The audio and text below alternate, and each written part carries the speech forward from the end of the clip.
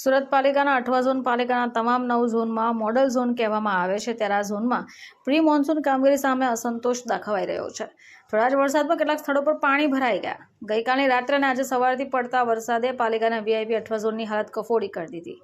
8મા ઝોનમાં આવેલા ભગવાન Mahavir college, Vesu, VIP road સહિત અનેક રોડ ઉપર સવારે પણ પાણીનો ભારે ભરાવો જોવા મળ્યો। પૂરેપૂરા પાણીમાં અમુક વિસ્તારો તો ગરકાવ થઈ ગયા હતા, જાણે કે રોડ નહીં પરંતુ નદી વહી રહી છે। સવારથી જ રવિવારની સાંજથી શરૂ થયેલા મુશળધાર વરસાદને કારણે શહેરના મોટાભાગના વિસ્તારો પાણીથી જળબંબાકાર થઈ ગયા હતા। એવામાં શહેરનો પોષ ગણાતો વેસુ વીઆઈપી રોડ સંપૂર્ણ જળમગ્ન થયો। વેસુના શ્યામાબા મંદિર પાસે પાણી ભર ટ્રાફિકની વચ્ચે એક શબવાહિની ફસાઈ ગઈ। આ શબવાહિનીમાં શબને અંતિમ ક્રિયા માટે લઈ જવાતું હતું। શબવાહિની ફસાઈ જતા ફાયરની ટીમ બોલાવવી પડી। શબવાહિની અને ફાયરે અન્ય વ્યવસ્થા કરાવ્યા બાદ શબને તેમના શિફ્ટ કરી અંતિમ સંસ્કાર માટે મોકલાયું।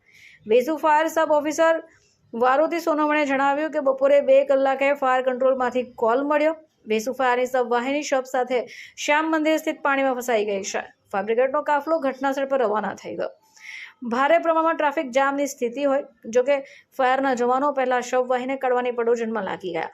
પાણી અને ભારે પ્રમાણમાં ટ્રાફિક હોવાને કારણે ફાયરની ટીમે બીજી શબ વાહિની મંગાવી પડી હતી।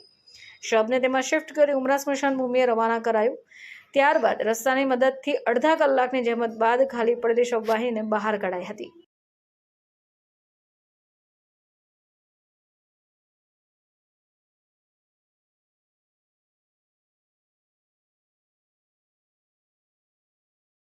બ્યુરો રિપોર્ટ, ચેનલ આઈ વિટનેસ।